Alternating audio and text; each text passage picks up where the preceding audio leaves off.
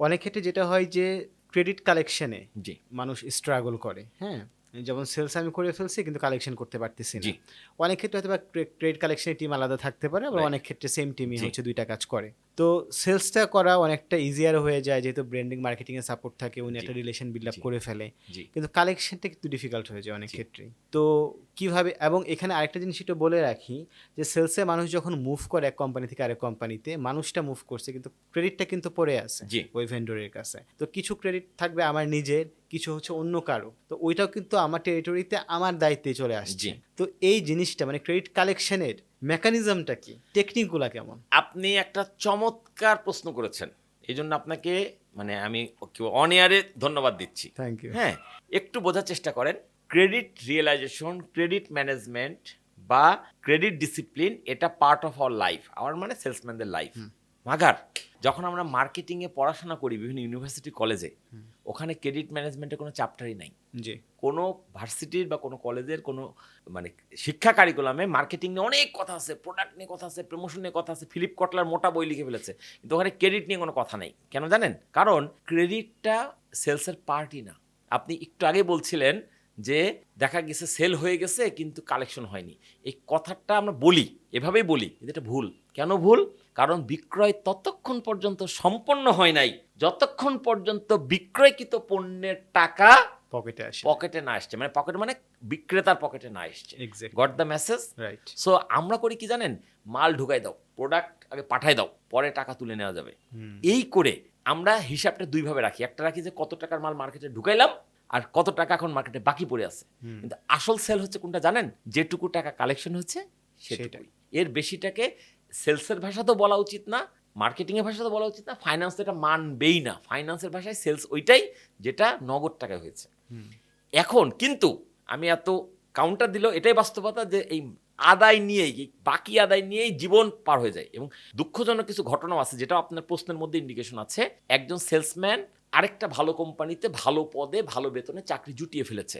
এই কোম্পানিতে যখন রিজাইন করছে, পদত্যাগ করছে, তখন এই কোম্পানি তাকে ছাড়ছে না, ক্লিয়ারেন্স দিচ্ছে না, বলছে যে হ্যাঁ তুমি চলে যেতে তো তুমি ছেড়ে দেবো, তোমাকে যাওয়ার আগে পুরো টাকাটা তুলে মার্কেটে যে তোমার আমলে যে বাকি দেওয়া হয়েছে এটা তুলে জিরো করে নীল করে তোমাকে যেতে হবে।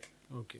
ভাই বাকিটা তো সে নিজের জন্য দেয়নি, নিজের ঠেকাতেও দেয়নি, নিজের আত্মীয়কেও দেয়নি, দিছে কি কোম্পানির বিক্রি বাড়ানোর স্বার্থে। এবং রাইট। তার ম্যানেজমেন্টে তাকে প্রেশার দে বাকি পরে টাকা তোলা যাবে। এখন কারণ তুমি ওকে ছাড়বা না, আমার মালিকও ঠিক আছে, ছেড়ে দিলাম, এই টাকা উঠাবো কি করে? আমি এমন অনেকগুলো ঘটনা জানি, সেলসম্যান ভালো চাকরি চাপ পাওয়ার পরেও শুধুমাত্র মালিকের এই শর্তের কারণে বা ম্যানেজমেন্টের এই শর্তের কারণে যথাসময়ে সে টাকা তুলেও দিতে পারে নাই, চাকরি ছাড়তেও পারে নাই, যতদিন এটা কোর্স করছে ততদিন তার ওই চাকরি শেষ।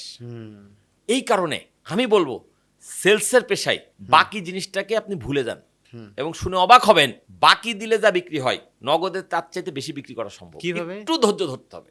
আরো সহজে বোঝায়, আমরা যারা সেলসের লোক, আমরা চ্যানেল ম্যানেজ করি, আমরা আমাদের প্রোডাক্টগুলো বিভিন্ন রিটেলে পৌঁছে দিই বা বিভিন্ন মানে আউটলেটে পৌঁছে দিই, রাইট?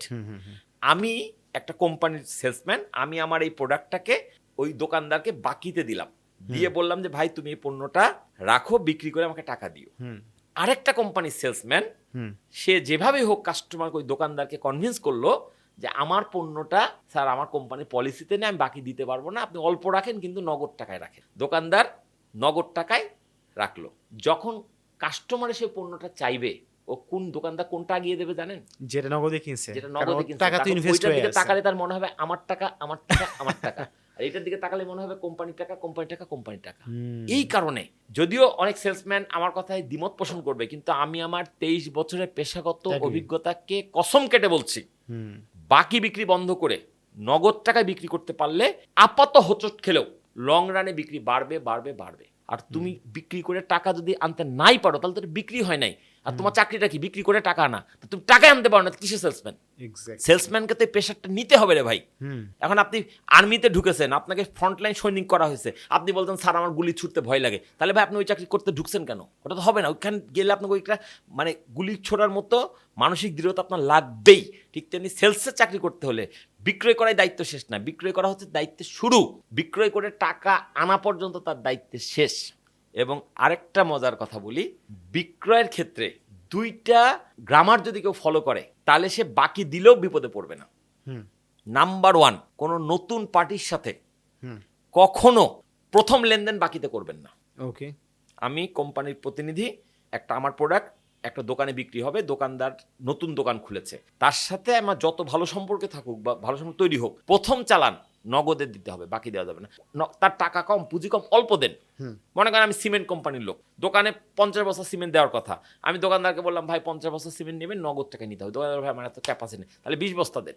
পরবর্তীতে আপনার সাথে তার সম্পর্ক তৈরি হলে আপনি 5000 বস্তা বাকি দিয়েন, আমি আপত্তি করছি না, কিন্তু শুরুতে যদি আপনি বাকি দেন অভ্যাস খারাপ হয়ে যাবে। এই জন্য বাকি ব্যবস্থাপনার প্রথম রুল হচ্ছে কোনো নতুন পার্টির সাথে লেনদেন প্রথম দিনে কোনো অবস্থাতেই বাকিতে দেওয়া যাবে না, যাবে না, যাবে না। শুরু করতে হবে নগদ টাকায়, পরিমাণ অল্প হোক। তারপরে তাকে বলতে হবে যে ভাই তোমার সাথে আমার আগামী 3 মাস নগদ টাকায় লেনদেন হবে।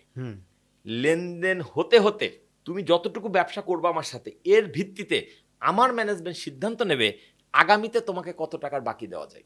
আমি কি বুঝাতে পারলাম? আরেকটু বলা যেতে পারে যে একটা ক্লু দিলাম, মানে সেলসম্যান বলতে পারে ওই দোকানদারকে বা তার পার্টিকে যে তোমাকে আমি একটা ক্লু দিতে পারি, তুমি এই নগদ 3 মাসের পিরিয়ডে যত বেশি টাকা সেল করবা, ভবিষ্যতে তোমাকে যখন ক্রেডিট লিমিট দেবো ওইটার ভিত্তিতে তত বেশি ক্রেডিট লিমিট পাবা। অর্থাৎ তুমি ভবিষ্যতে বেশি লিমিট পেতে চাও, তাহলে এখন নগদ টাকায় বিক্রি বাড়াও। দোকানদার চিন্তা করবে মাত্র 3 মাসেরই তো মামলা, এরপর তো ক্রেডিট পাবোই, দেই 3 মাস ঠেলা এখানে টাকা, এখানেই ব্যবসা করি। এই যে একবার নগদ টাকায় ব্যবসা করার অভ্যাস শুরু হয়ে গেল, হয়তো এমনও হতে পারে ভবিষ্যতে তাকে আর বাকি দেওয়ার প্রয়োজনই হবে না। ওকে। তাহলে এই খেলাটা শুরু করতে হবে কিন্তু সেলসম্যানের থেকে, দোকানদারের পক্ষ থেকে না। এখানে দুইটা বিষয় জি আমি ছোট করে একটু বলি প্লিজ। প্রথমত হচ্ছে যদি এই টেকনিকটা যারা দোকানদার ভেন্ডর তারা তো জানতেই পারে যে ঠিক আছে আমি প্রথমে হচ্ছে ক্রেডিট না নিয়ে আমি ক্যাশেই নেই প্রোডাক্ট, রাইট। তারপরে 3 মাস পরে আমি তো ক্রেডিটে পাচ্ছি, হ্যাঁ। তখন আমি টাকা আটকায় দেবো, এটা একটা প্রশ্ন। না না বস, ওই যে 3 মাস আমি বলছি, আপনি যেটা বলছেন এটা রিয়েলিটি ঘটে, কিন্তু আমি যখন নগদ একবার নেওয়ার অভ্যাস করে ফেলবো, তখন এক ধরনের তার সাথে একটা নগদের লেনদেনের মধ্যেই একটা হেভি অভ্যাস বলে একটা হ্যাবিচুয়েটেড হয়ে যায়, এবং তার টাকা ক্রেডিট যদি নেয়ও সে ওই টাকা বেশি আটকায় না, একান্ত এক্সেপশনাল না হলে।